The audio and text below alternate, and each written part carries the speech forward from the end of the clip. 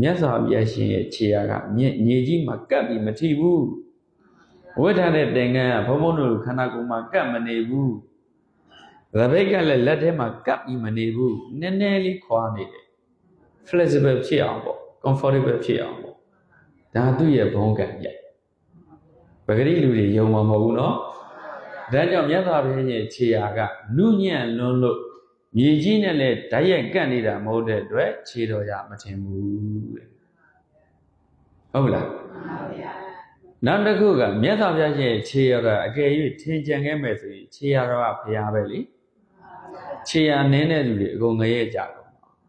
ကံရသကြိုမိတဲ့လှည့်စွန်းခံဘုရားခြေရတွေထက်နော်တာဝတိမြို့တဲ့25နှစ်စွန်းလှည့်ခံတာဘုရားခြေရတွေထက်နော်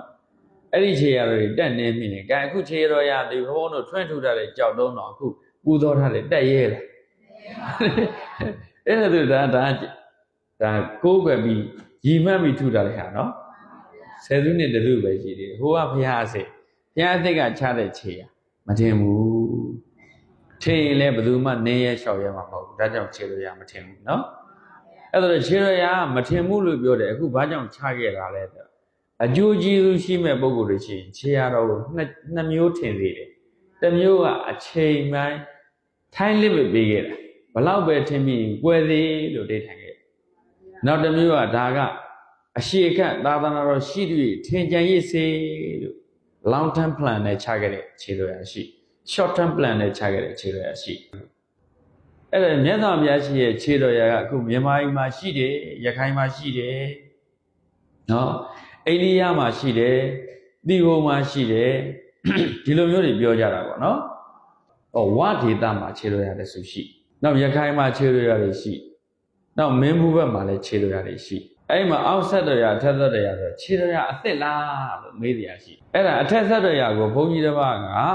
ဘာခြေတော်ရအစ်စ်ရမလဲဆိုတဝဲနဲ့တူဖြူတဲ့အခါခြေထမ်းတော်လေးနည်းနည်းပဲ့သွားအဲ့ဒီဘုန်းကြီးချက်ချင်းမျက်စိပွယ်တယ်အဲ့မှာအောက်ဆက်တော်ရဘေးမှာရှိတဲ့အခရယတစ်လုံးကိုဘုန်းဘုန်းတို့သွားတွေ့ရခုနကယုံနာမယုံနာခဏထားသမိုင်းသူသေနာဘက်ကသွားတွေ့တဲ့အခါဘုန်းဘုန်းတို့ Brahmani အခရကိုသွားတွေ့ရ Brahmani အခရဆိုတာက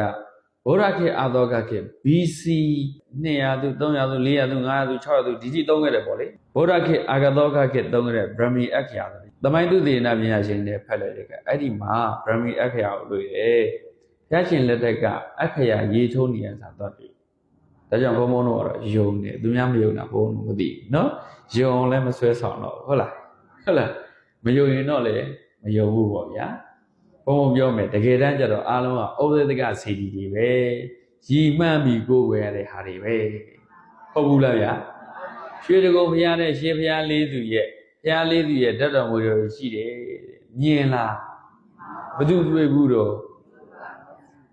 ရွှေတကုံစီထဲမှာဘုရားလေးသူရဲ့ဓာတ်တော်တွေရှိတယ်ဘုရားလေးသူရဲ့ဂုံအောင်ပြုပြီးတော့ရှိခိုးတော့ကုသိုလ်မရဘူးလားအဲ့ဒါလူရင်းမို့လားအဲကြောင့်ခြေတော်ရာမထင်တဲ့အကြောင်းကြီးရနုညံ့လို့နောက်တစ်ခုကသတ္တဝါတွေကိုပျက်စီးမှဆိုလို့အဋိဌံပြီးတော့ထားသင့်မှထားတယ်မထားသင့်ရင်မထားဘူးဒါကြောင့်ခြေတော်ရာမထင်ဘူးရပြီနော်ဟုတ်လားခြေတော်ရာကဘဝတော်ညီညာတဲ့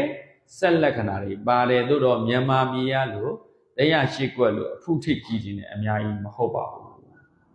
အမှန်မှာတော့ signature ပါသင်္ကေတလေးတွေပါတယ်လို့ပြောတယ်နော်